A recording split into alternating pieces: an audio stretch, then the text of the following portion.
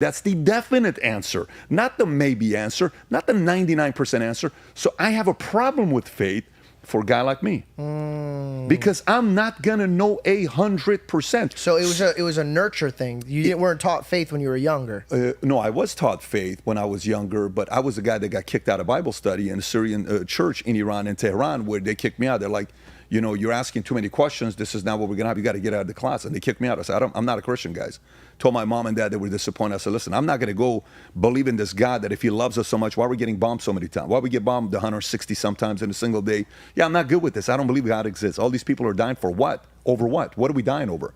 So I was that guy that fought back. So anyways, going back to the question you're asking with faith and how the decision was made, no matter how much I read of Lee Strobel, Case for Christ, if I read C.S. Lewis, you know, Mere Christianity, Cost of Discipleship, give me every book I could get my hands on, from Billy Graham as to 4 different, God is either this, or he's that, or he's this, or I'm going to go read this guy and read the Scientology argument of Christianity, and I'm going to see the debate of this Muslim of Christianity on why this, and this guy that before Christianity on the Indian religion that did the same exact thing was married. I can go all of that stuff. And even if I do my entire lifetime, I'm not going to read all that material. So eventually there's going to come a point in your life that you're going to have to take certain risks in your life. There is risk to staying single, big risk.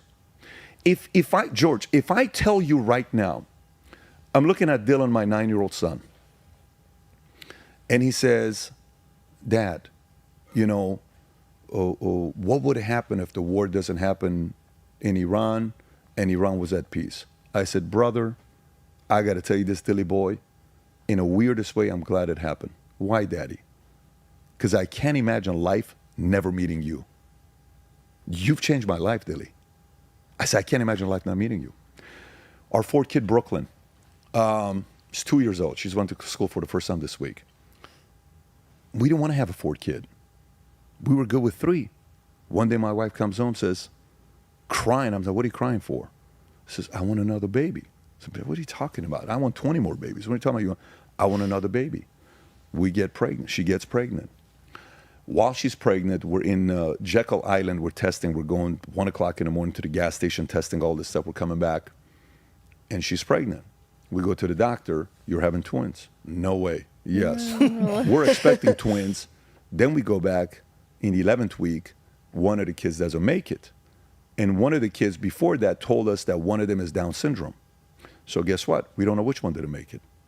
So now we have to have a baby, and we're watching videos late at night, raising kids, Down syndrome baby in a family, how the kids react. And for 30 days in bed, we're laying next to each other. It's almost, you're running a company. You have to still be there present for your kids. You have to motivate your guys. You have to run you have to do this, you have to do that. And you're sitting there saying, babe,